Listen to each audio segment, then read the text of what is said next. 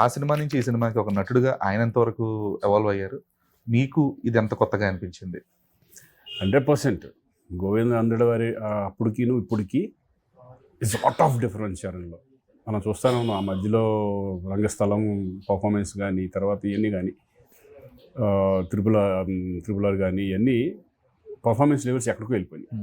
అప్పుడు ఏంటంటే ఆ క్యారెక్టర్ తగ్గట్టుగా ఒక యంగ్ రామ్ చరణ్, గోవిందుడు అందరవాడేలలో యంగ్ రామ్ చరణ్ ఆ క్యారెక్టర్ బాగా చేసి.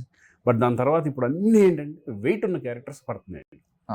చాలా వెయిట్ ఉన్న క్యారెక్టర్స్, పర్ఫార్మెన్స్ ఓరియంటెడ్ క్యారెక్టర్స్.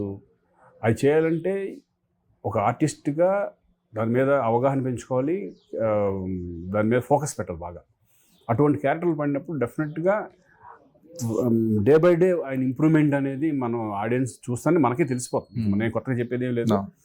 ఈ క్యారెక్టర్ కూడా చాలా ఛాలెంజింగ్ క్యారెక్టర్. ఇందులో ఫ్లాష్ బ్యాక్ క్యారెక్టర్ ఉంటుంది. అది చాలా అంటే మాట్లాడే